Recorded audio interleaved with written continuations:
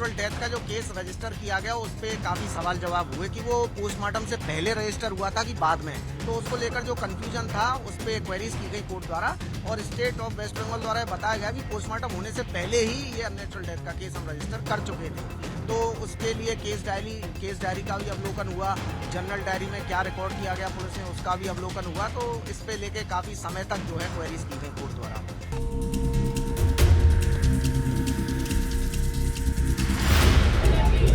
ये जो टाइम था ना यूडी दर्ज करने का अननेचुरल डेथ केस का, उसको लेके कंफ्यूजन हुआ था। तो जस्टिस पार्टीवाला द्वारा यह क्वेश्चन किया गया कि after conducting the postmortem you have registered the UD, the documents reflect so. तो उसको क्लियर किया गया कि जो टाइमिंग है वो केस डायरी ड्रॉन करने की टाइमिंग है 11:30 का। 11:30 पे तो एफआईआर ही रजिस्टर हो गई थी। यूडी जो रजिस्टर किया गया था वो पहले ही दर्ज किया जा चुका था।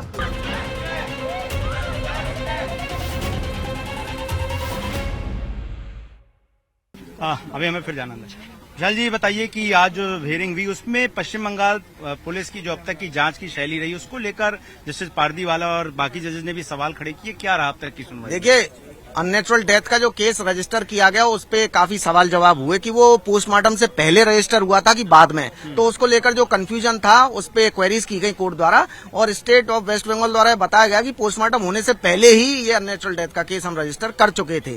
तो उसके लिए केस डायरी का भी अवलोकन हुआ, जनरल डायरी में क्या रिकॉर्ड किया गया पुलिस ने उसका भी अवलोकन हुआ। तो इस पे लेके काफी समय तक जो है क्वेरीज की गई कोर्ट द्वारा और नेक्स्ट डेट पे एक responsible police officer West Bengal का अपीयर हो, इसके भी डायरेक्शन दिए हैं। हालांकि ऐसा क्यों हुआ कि जस्टिस पारदीवाला को कहना पड़ा कि उन्होंने अपने 30 साल के करियर में इस तरह से पुलिस की कोई जांच नहीं देखी क्रिमिनल मैटर में? वो देखिए, जो टाइम था ना यूडी दर्ज करने का अननेचुरल डेथ केस का, उसको लेके कंफ्यूजन हुआ था।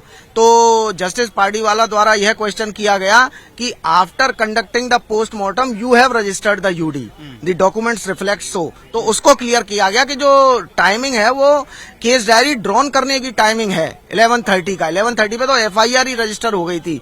यूडी जो रजिस्टर किया गया था वो पहले ही दर्ज किया जा चुका था पोस्टमार्टम होने से पहले। तो उसको क्लेरिफाई किया गया स्टेट गवर्नमेंट। लेकिन इस तरह के भी सवाल खड़े हुए कि क्राइम सीन को जो है ऑल्टर्ड किया गया और इसके अलावा जो परिवार है उसे सुसाइड की जानकारी दी गई। एलिगेशंस हैं, काफी तरह की एलिगेशंस हैं, लेकिन जो रिकॉर्ड पे क्या है वो उसी पे सामने आएगा। स्टेट गवर्नमेंट द्वारा यह भी कहा गया कि 7 दिन हो चुके हैं, सीबीआई ने अब तक क्या किया है। तो सवाल ये भी खड़ा हुआ। तो इसी को लेकर अभी क्वेरी चल रही है और लंच ब्रेक बाद जो है स्टेट गवर्नमेंट द्वारा स्टेटस रिपोर्ट है उसको देखा जाएगा। वो तो क्रिमिनल है, डॉक्टर तो उनको कहा ही नहीं जाएगा, क्योंकि जिस दिन से वो ज्वाइन किए हैं उसके पहले ये कॉलेज जो है ये 100 साल पुराना कॉलेज है। इसका जो है ईस्टर्न इंडिया में रैंकिंग 1 नंबर रैंक था। इस कॉलेज में अच्छे अच्छे ब्रिलियंट स्टूडेंट आते थे, लेकिन जनवरी 2021 के बाद इस कॉलेज को ये बर्बाद कर दिया। पैसे के लिए, पावर के लिए ये एक माफिया राज चलाते थे। कौन सा करप्शन नहीं है जो नहीं करते थे वो। मैंने उनको 2023 में एक्सपोज किया था, मीडिया ने इस चीज़ को सामने लाया लोगों के। फिर मैंने जुलाई 2023 को उनके अगेंस्ट में विजिलेंस कमीशन एंटी करप्शन में कंप्लेन किया था।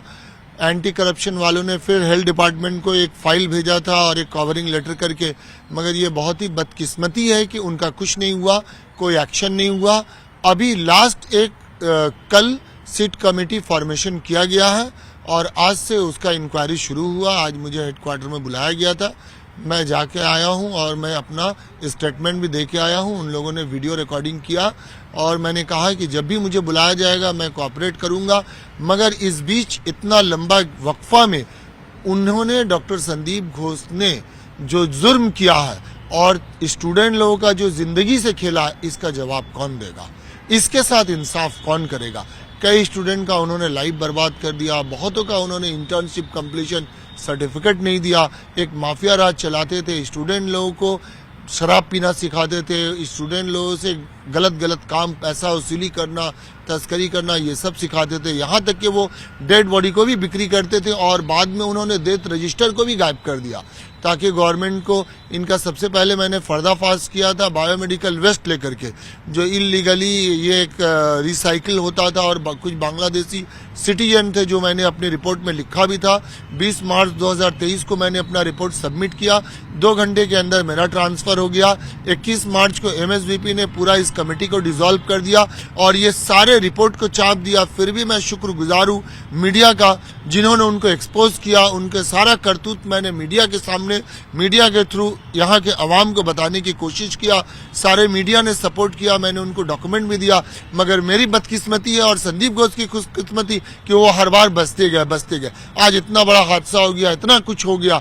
अगर शुरू में गवर्नमेंट इनके अगेंस्ट में एक्शन लेता तो शायद ये सब कुछ नहीं होता। दादा, आप कह रहे थे कि विजिलेंस और एंटी करप्शन में आपने जब वो कंप्लेन दर्ज कराई थी, उनको क्लीन चिट दे दी सरकार ने। कुछ कोई एक्शन ही बहुत ही इन्फ्लुएंशियल उनके ऊपर, उनका कुछ ब्लेसिंग है, कुछ लोगों का हाथ है। जब 2 बार उनका ट्रांसफर हुआ, एक ऑर्डर तो 48 घंटे के अंदर रिवॉक हो गया और एक ऑर्डर फिर कुछ ही दिनों में रिवॉक होकर फिर उनको प्रिंसिपल के पोस्ट पे बैठा दिया गया।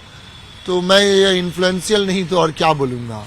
क्या कोई तृणमूल कांग्रेस नेताओं का हाथ है? देखिए, तृणमूल कांग्रेस इस तरह से मैं स्पेसिफाई नहीं करूंगा, लेकिन उनके पीछे काफी लोगों का हाथ है और कुछ लोग मिल के ये सारे नेक्सस चलाते हैं और ये मीडिया को एक्सपोज करनी चाहिए ताकि कुछ और मासूम बच्चे उनका शिकार न हो।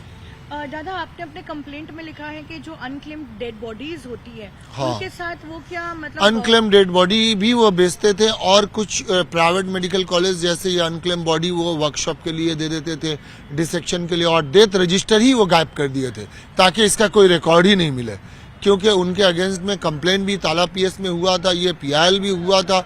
मगर ये है कि ये इतना इन्फ्लुएंशियल है कि हर जगह से ये बचते गए। मगर एक तो कहावत है नहीं कि ऊपर वाले की लाठी में आवाज नहीं होता। आप जितना भी जुर्म करेंगे एक दिन आपको यहीं पे हिसाब दे के जाना होगा। लेकिन अनक्लेम्ड डेड बॉडी का पूरा प्रोसीजर होता है, आप उसको ना बेच सकते हैं और बिना मतलब सारे जी, उसका होता है कि आप एक वेटिंग पीरियड होता है कि आप पुलिस को देते हैं, फिर पुलिस बताती है कि इसका कोई वारिस है या नहीं, लावारिस लाश है। फिर उसको उसके अगर हिंदू है तो हिंदू के तरीके से, मुस्लिम है मुस्लिम के तरीके से, सिख है सिख के तरीके से उसका जो है क्रियाक्रम जो किया जाता। लेकिन अब कोई वारिस नहीं है। वो इसमें वो अकेला नहीं थे, इसमें काफी सारे लोग मिले थे।